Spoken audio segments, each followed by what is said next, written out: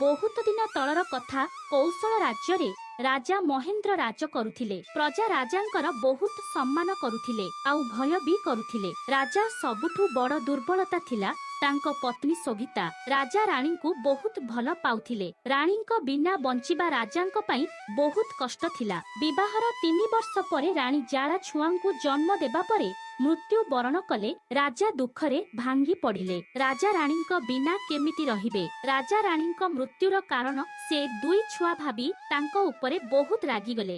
ଏଇ ଜାଆଁଳ ଛୁଆଙ୍କ ପାଇଁ ମୁଁ ମୋ ରାଣୀଙ୍କୁ ହରେଇ ଦେଲି।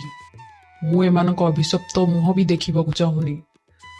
ମନ୍ତ୍ରୀ, ତମେ ଏ 2 ଛୁଆଙ୍କୁ ନେଇଯାଅ, ତାଙ୍କ ଅଜାଙ୍କ ଘରେ ଛାଡ଼ି ଦେଇ ଆସ।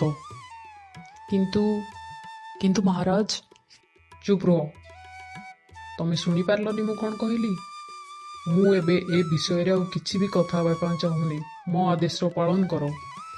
ହଁ, ଆଉ ଗୋଟେ କଥା, ଆଜି ପରଠାରୁ ମୋ ରାଜ୍ୟରେ ଗୋଟେ ବି ଛୁଆ ଯେମିତି ଦେଖିବା ପାଇଁ ମିଳିବେନି। ସବୁ ଛୁଆକୁ ଏ ରାଜ୍ୟରୁ ବାହାର କରିଦିଅ। କିନ୍ତୁ ଇଏ ଠିକ ନୁହଁ ମହାରାଜ। କ'ଣ କହିବାକୁ ଚାହୁଁଛ ତମେ? କ'ଣ ଠିକ୍ ନୁହଁ? ପ୍ରଜା ନିଜ ଛୁଆଙ୍କ ବିନା ମରିଯିବେ ମହାରାଜ। ଠିକ୍ ଅଛି, ଛୁଆଙ୍କୁ ରାଜ୍ୟରୁ ବାହାର କରନି, କିନ୍ତୁ ହଁ, ଛୁଆଙ୍କ ପିଲାଣିଆମି ଶେଷ କରିଦିଅ। ମୁଁ କିଛି ବୁଝିପାରିଲିନି ମହାରାଜ। ମୁଁ ଚାହୁଁଛି ସବୁ ଛୁଆମାନେ ନିଜ ପିଲାଳିଆମି ଛାଡ଼ି ବଡ଼ମାନଙ୍କ ପରି ବ୍ୟବହାର କରନ୍ତୁ। ଆଜିଠାରୁ ସବୁ ଛୁଆଙ୍କ ବାହାରେ ଡେଇଁବା, ବୁଲିବା, ଖେଳିବା, ହସିବା ସବୁ କିଛି ବନ୍ଦ। କିନ୍ତୁ କାହିଁକି ମହାରାଜ? ମୁଁ ଚାହୁଁନି କୋଉ ବି ଛୁଆଙ୍କ ପାଇଁ ମୋତେ ମୋ ଜାଆଁଳାଙ୍କ କଥା ମନେ ପଡ଼ୁ। ସେମାନଙ୍କ କଥା ମନେ ପଡ଼ିଲେ ମୋ ରକ୍ତ ଗରମ ହେଇଯାଏ। ମୋତେ ମୋ ରାଣୀ ଶୋଭିତା କଥା ବହୁତ ମନେ ପଡ଼େ। ଏମିତି ଲାଗେ ଯେମିତି ମୋ ସବୁ କିଛି ହରେଇ ଦେଇଛି। ସବୁ ରାଜ୍ୟବାସୀଙ୍କୁ ଜଣାଇ ଦିଅ, ଆଜିଠାରୁ ଯେମିତି ସବୁ ମୋ ଆଦେଶ ପାଳନ କରିବେ। ଆଉ ଯିଏ ପାଳନ ନ କରିବ ତାଙ୍କୁ ଏ ରାଜ୍ୟରୁ ବାହାର କରାଦିଆଯିବ ଆଉ ତାଙ୍କ ପରିବାରକୁ ବି ଦଣ୍ଡିତ କରାଯିବ।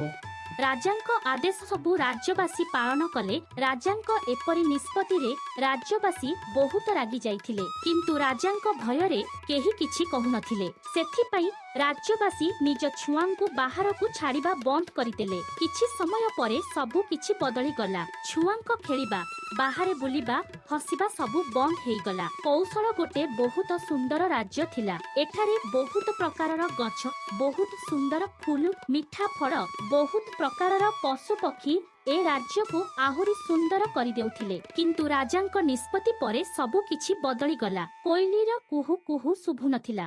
ପୁରା ରାଜ୍ୟରେ ଛୁଆଙ୍କ ସହ ପଶୁ ପକ୍ଷୀ ସବୁ ଯେମିତି ହସିବା, ଖେଳିବା ବନ୍ଦ କରିଦେଇଥିଲେ। ମିଠା ଫଳରେ ପୂର୍ଣ୍ଣ ହେଇ ରହୁଥିବା ଗଛ ସବୁ ଶୁଖି ଯାଇଥିଲା। ଇନ୍ଦ୍ରଦେବ ରାଜା ମହେନ୍ଦ୍ରଙ୍କ ନିଷ୍ପତ୍ତିରେ ସନ୍ତୁଷ୍ଟ ନଥିଲେ। ସେଥିପାଇଁ ରାଜ୍ୟରେ ବର୍ଷା ହେଉନଥିଲା। ତେଣୁ ଫସଲ ସବୁ ନଷ୍ଟ ହୋଇଗଲା। ଦିନେ ମନ୍ତ୍ରୀ ରାଜ୍ୟର ଏ ଦୁର୍ଦ୍ଦଶା ବିଷୟରେ ରାଜାଙ୍କୁ ଯାଇ କହିଲେ।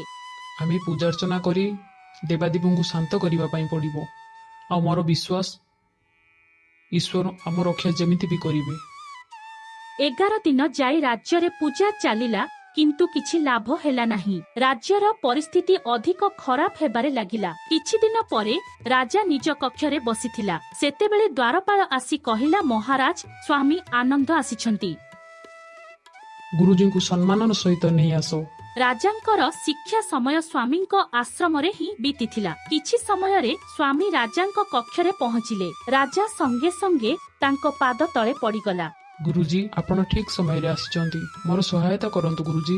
କ'ଣ ହେଲା ରାଜା ମହେନ୍ଦ୍ର? ମୁଁ ସେଇ ଅଭିଶପ୍ତ 2 ଜାଆଁଳା ଛୁଆଙ୍କୁ ମୋ ରାଜ୍ୟରୁ ବାହାର କରିଦେଲି ଗୁରୁଜୀ, କିନ୍ତୁ ମୋ ଦୁର୍ଭାଗ୍ୟ ଯେ ମୋ ରାଜ୍ୟରୁ ଏ ବିପଦ ଯାଉନାହିଁ। ମୋତେ ଆଉ ମୋ ପ୍ରଜାକୁ ରକ୍ଷା କରନ୍ତୁ ଗୁରୁଜୀ। ରାଜା ମହେନ୍ଦ୍ର, ତମେ ସେ 2 ଛୁଆଙ୍କୁ ଅଭିଶାପ କହୁଛ?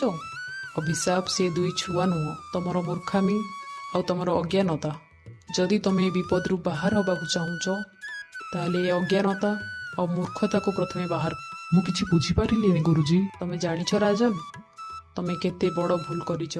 ସବୁ ଛୁଆଙ୍କର ପିଲାଳିଆମିକୁ ମାରିଦେଇ ତମେ ପ୍ରକୃତିର ସନ୍ତୁଳନକୁ କ୍ଷତି ପହଞ୍ଚାଇଛ। ମୁଁ କିଛି ବୁଝିପାରିଲିନି ଗୁରୁଜୀ।